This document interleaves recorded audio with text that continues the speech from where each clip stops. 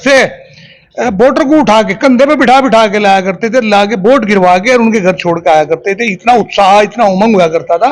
लेकिन अब इस चुनाव में कहीं भी कोई भी स्वयंसेवक कहीं भी मुझे नहीं दिखाई दिया। मेरे गांव में तो काफी स्वयंसेवक हैं, एक भी स्वयंसेवक ऐसा नहीं दिखाई दिया जिसने किसी की बांह पकड़ के ले गया हो चलो वोट। संघ निष्क्रिय रहा इस चुनाव के दौरान। हमें तो यही देखने में आया, अगर ये कहें कि इंडिया गठबंधन भाजपा को हरा रहा, इसे मोदी को हरा रहा, एनडीए को हरा रहा, तो मैं वो नहीं, उन पर नहीं हार रहा, इसे तो यही तो हरा रहे हैं। आज के दिन मोदी सरकार को अगर हरा रही तो भाजपा ही तो हरा रही।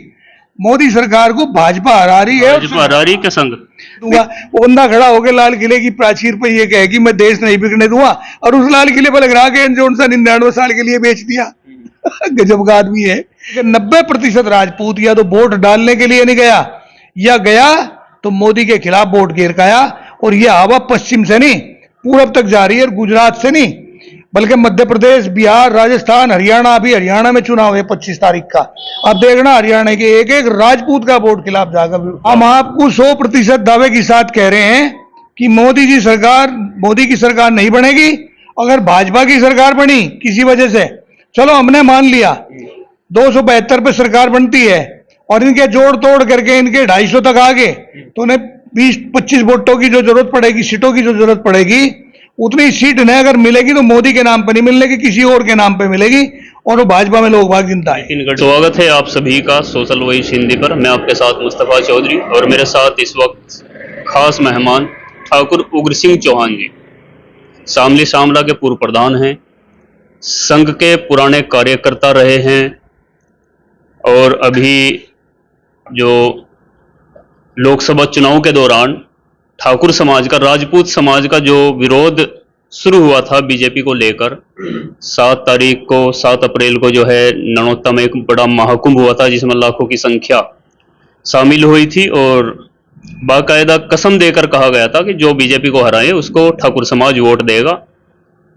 उग्र सिंह अग्रणी भूमिका में उस दौरान भी रहे हैं। अब चूंकि चुनाव का 5 चरण समाप्त हो चुके हैं, 2 चरण शेष हैं।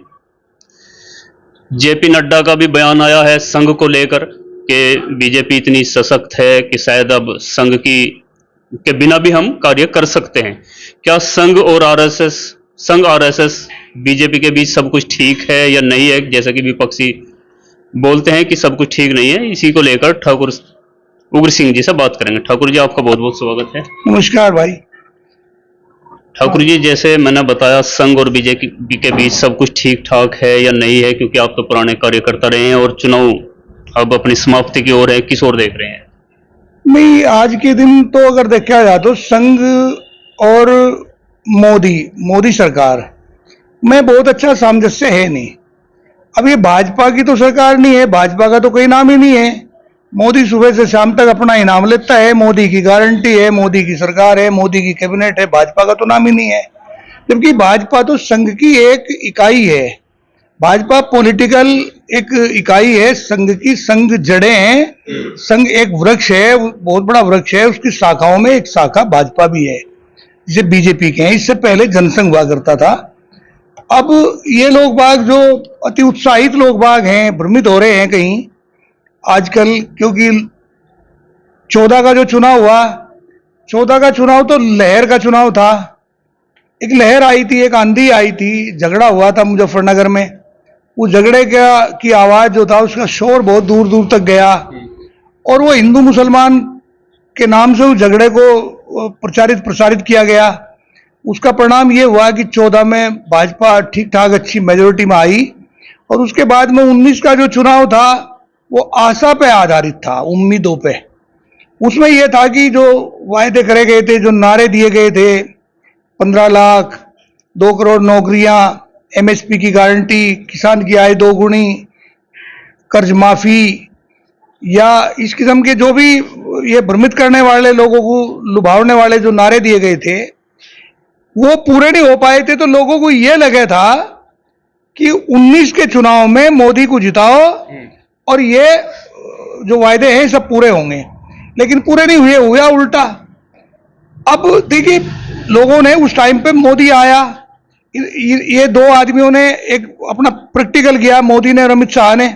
इस देश में एक नई नया एक अनुभव किया उन्होंने, उसका परिणाम ये हुआ कि जो भाजपा के पुराने नेता थे वो धीरे धीरे उनका कद घटता चला गया। अब शुरू में ही मैं आपको एक छोटी सी बात बताऊं कि शुरू में जब मोदी जी प्रधानमंत्री बने उस टाइम पे 2 आदमियों के नाम आ रहे थे, बल्कि 3। लालकृष्ण आडवाणी का भी नाम था, और जो हिमाचल के मुख्यमंत्री लालकृष्ण आडवाणी जी तो चाहते ही नहीं थे कि प्रधानमंत्री के रूप में मोदी जी को पेश किया जाए, और ये बहुत नाराज भी थे उस वक्त। लेकिन उनका एक बड़ा चाहते आदमी थे, उनका नाम था शिवराज सिंह चौहान, मध्य प्रदेश के मुख्यमंत्री। अब तो मुख्यमंत्री भी नहीं है। हाँ, अब तो कोई कुछ भी नहीं है, अब तो केवल 2 ही आदमी रह गए, मोदी शाह, और तो कोई है ही नहीं। तो उस टाइम पे ये गुजरात से आए और इन्हें लाए थे राजनाथ सिंह। आए तो खैर अपने आप ही थे, संघ की तरफ से आए या जैसे भी नाम आया, लेकिन राजनाथ सिंह उन दिनों राष्ट्रीय अध्यक्ष हुआ करते थे और उनका बड़ा सहयोग इनके साथ था। उन्होंने एक बार कहा भी था कि मैं मोदी की कमर के पीछे चट्टान की तरह खड़ा, और वो प्रधानमंत्री बने। और उसी टाइम पे राजनाथ सिंह बनाए गए गृह मंत्री। गृह मंत्री का पद 2 नंबर का पद है, यानी दूसरे नंबर का, प्रधानमंत्री से दूसरा पद गृह मंत्री का है, और तीसरा फिर और पद है, जैसे रक्षा मंत्री है या वित्त मंत्री है, इस किस्म के मंत्रालय हैं। अब कुछ ही दिनों के बाद में, यानी 19 में जब चुनाव हुआ, तो उन्हें उस पद से हटा के और नंबर 3 पे ले गए, उन्हें बना दिया रक्षा मंत्री। नहीं, डिमोशन कर दिया। प्रमोशन नहीं, डिमोशन कर दिया। रक्षा मंत्री उनको बना दिया गया। अच्छा, उस टाइम पे भी लोग नहीं बोल रहे। अब कोई बोलना नहीं, जब नहीं बोलना तो उन्हें ये दिखाई दिया कि तुम ही तुम हो, तुम्हारे अलावा और कोई है नहीं। भाजपा कुछ नहीं है, मोदी है, मोदी के बल पे ही भाजपा है। मोदी ये मान बैठा अपने आप को, अति उत्साहित हो गए, भ्रमित हो गया कि भाजपा कुछ नहीं है, भाजपा जो भी कुछ हूं वो मैं हूं, मेरे नाम से भाजपा जिंदा है, और संघ को भी बाईपास कर दिया। हालांकि मोदी आरएसएस से जुड़े हुए रहे, संघ के प्रचारक के रूप में रहे, संघ के स्वयंसेवक रहे, अमित शाह तो नहीं रहे, लेकिन मोदी जी रहे। और उसके बावजूद भी 14 के बाद में आज तक भी बताया तो ये जाए कि ये जो नागपुर में जो संघ का सबसे बड़ा कार्यालय है, रेशम बाग क्या नाम है उस जगह का, वहां 14 से लगा के आज तक एक भी दिन मोदी जी नहीं गए, और माननीय मोहन भागवत जी से एक भी दिन मीटिंग नहीं हुई, जबकि उससे पहले मीटिंग हुआ करती थी। और संघ का बहुत सारे सलाह मशवरा संघ के जरिए हुआ करता था, उनकी भी कुछ योजनाएं होती। अब यहाँ संघ को भी बाईपास किया गया, और भाजपा के जो शीर्ष नेतृत्व के लोग बाग थे, चाहे उसमें राजनाथ सिंह रहे हों, चाहे उसमें नितिन गडकरी रहे हों, चाहे उसमें योगी आदित्यनाथ रहे हों, चाहे वसुंधरा राजे रही हो, चाहे जो भी रहे हों, सबको इन्होंने, चाहे रमन सिंह रहे हों, सबको बाईपास कर दिया, सबको एक तरफ रख दिया, और केवल अपने आप इंडिपेंडेंट तरीके से आगे खड़े हो गए कि हम ही सब कुछ हैं, संघ की हमें कहीं जरूरत नहीं पड़ी। नड्डा ने ये बात कही कि आज मोदी का कद इतना बढ़ गया है, उसे इस चुनाव में आरएसएस की कहीं कोई जरूरत नहीं है। तो क्या आरएसएस जैसे हर चुनाव में सींचता था बीजेपी को, क्या इस बार सिंचाई कर रहा है भारतीय जनता पार्टी की कि नहीं? नहीं नहीं, बिल्कुल भी नहीं। आरएसएस की इतनी महत्वपूर्ण भूमिका रहा करती थी, हम भी रहे ना, हम कार्यकर्ता रहे, हम संघ में ही रहे या आप बीजेपी में भी? नहीं, मैं संघ में भी रहा। स्टार्टिंग तो हमने संघ से ही करी थी अपनी, हमने तो आगे संघ में खोल ली थी आरएसएस में, और फिर बीजेपी में भी ठीक ठाक पदों पे रहे हम, जिला लेवल के, बड़े तो नहीं खैर पद पे जा पाए। लेकिन हमने ये देखा कि हम लोगों को इतनी बड़ी जिम्मेदारियां दी जाया करती थी उन दिनों स्वयं सेवकों को, कि वो बूथों तक की उनके पास जानकारी हुआ करती थी, और जिम्मेदारियां होती बूथ तक की, और घर से वोटर को उठा के कंधे पे बिठा बिठा के लाया करते थे, ला के वोट गिरवा के और उनके घर छोड़ के आया करते थे। इतना उत्साह, इतना उमंग हुआ करता था।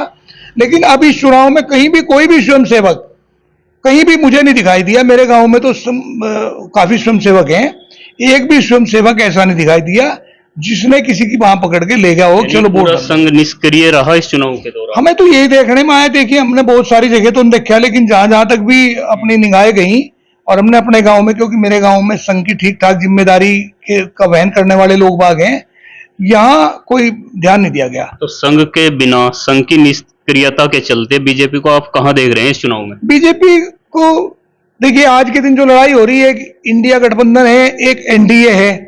अगर ये कहें कि इंडिया गठबंधन भाजपा को हरा रहा, इसे मोदी को हरा रहा है, एनडीए को हरा रहा, तो मैं वो नहीं, उन पर नहीं हार रहा, इसे तो यही तो हरा रहे हैं।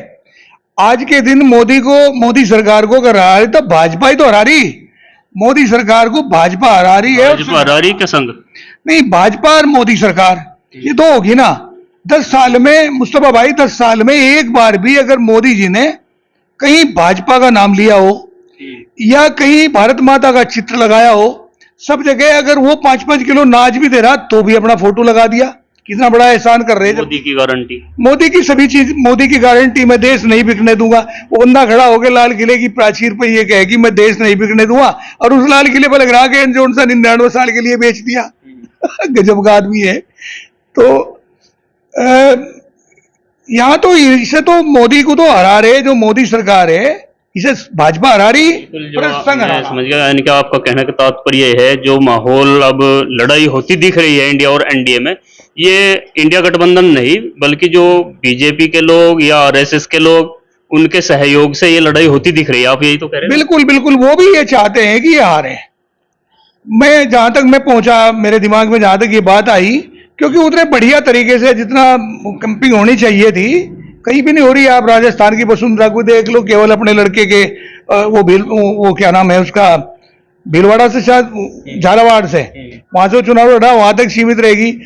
ये क्या नाम, ये योगी जी हैं, यूपी में कितनी सीटें दिलवा रहे, नहीं तो राजनाथ सिंह है कितनी कैंपिंग कर रहे, नितिन गडकरी कहाँ कहाँ जा रहे, आप शिवराज सिंह को देख लो। ये सारे के सारे लोग बाग निष्क्रिय सी हो रहे, अपनी अपनी सीटों के चक्कर में पड़ रहे, इन्हें किसी को परवाह। एक शुरू हुआ था ठाकुर पूर्ण सिंह के नेतृत्व में एक ठाकुर आंदोलन, सम्मान की लड़ाई। 7 अप्रैल में महाकुंभ भी हुआ ननौता में, आप भी अग्रणी भूमिका में उसमें रहे हैं। ये ठाकुर आंदोलन, ठाकुर विरोध, ये पश्चिम तक ही रहा या पूर्व तक गया? भगवान कृष्ण ने गीता में कहा था, यदा यदा ही धर्मस्य ग्लानिर्भवति भारत अभ्युत्थानम् तदात्मानं सृजाम्यहं परित्राणाय साधूनां विनाशाय च दुष्कृताम्। इस प्रकार का एक श्लोक है बहुत बड़ा। उसका अर्थ है कि जब जब भी पृथ्वी पर भार बढ़ेगा, भगवान को किसी ना किसी रूप में आगे अवतरित होकर उसे भार को हटाना पड़ेगा। तो अब भगवान उस रूप में तो आ नहीं रहा, लेकिन जिसके हाथ में, जिनके कंधों पे यह जिम्मेदारी रखी गई थी, उन्हें ही आज फिर सामना आना पड़ा। और राजपूतों ने, क्षत्रियों ने अगर ये कसम खा ली, रघुकुल रीत सदा चली आए, प्राण जाए पर बचन न जाए, अपने सबसे बड़े इष्ट देव का की कसम खा के अगर ये प्रतिज्ञा ले ली, तो ये लगा के कश्मीर से कन्याकुमारी तक, उत्तर से दक्षिण और पूर्व से पश्चिम तक भारत के हर कोने पे इसका असर दिखाई दे रहा।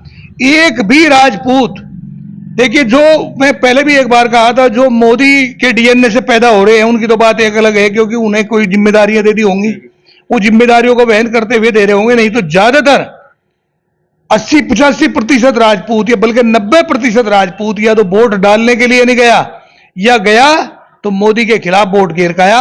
और यह हवा पश्चिम से नहीं पूर्व तक जा रही है, और गुजरात से नहीं बल्कि मध्य प्रदेश, बिहार, राजस्थान, हरियाणा, अभी हरियाणा में चुनाव है 25 तारीख का। अब देखना हरियाणा के एक एक राजपूत का वोट खिलाफ जाकर विरोध में जाएगा। 303 सीटों वाली बीजेपी 2019 में अब कहां देख रहे हैं? 150 और 200 के बीच तक सिमट के भाजपा रहेगी। भाजपा नहीं, मोदी सरकार रहेगी। भाजपा तो कहना भी, बल्कि ये आज के दिन हम तो भाजपा का सम्मान करने वाले लोग, क्योंकि हमने तो भाजपा से जुड़े रहे। भाजपा तो अटल बिहारी वाजपेयी तक रही थी।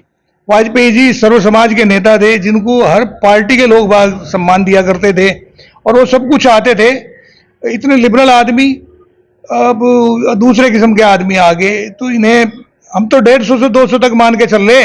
लेकिन अब इसमें यह भी है तो भाई हमेशा इनके प्रतिशत बढ़ने लग रहा, ये बढ़ता हुआ प्रतिशत कहाँ जाएगा, क्या होगा, कि वो डिवाइस और सॉफ्टवेयर का फर्क है। जिस आदमी ने सॉफ्टवेयर तैयार किया उसने डिवाइस भी बनाई, और डिवाइस जब उसके हाथ में है तो सॉफ्टवेयर में जो चाहे कर करा ले। क्योंकि शक हो, चुनाव आयुक्त TN सेशन तो आए रहे नहीं। TN सेशन के जमाने में तो कुछ और बात हुआ करती थी, लेकिन आज के चुनाव आयुक्तों पे भी उंगली उठ रही है, और लोग प्रश्न चिन्ह खड़ा कर रहे हैं कि हो क्या रहा।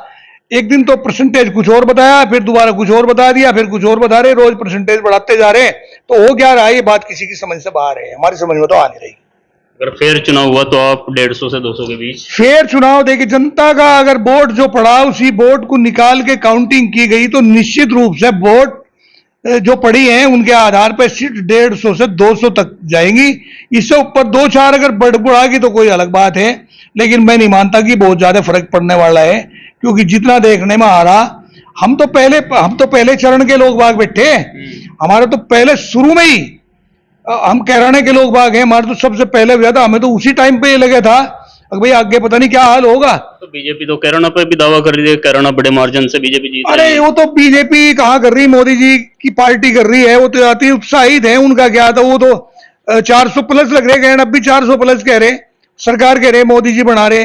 सरकार तो मोदी जी कहाँ बना रहे हैं, सरकार तो अगर भाजपा बनावेगी तो कोई और ही बनावेंगे।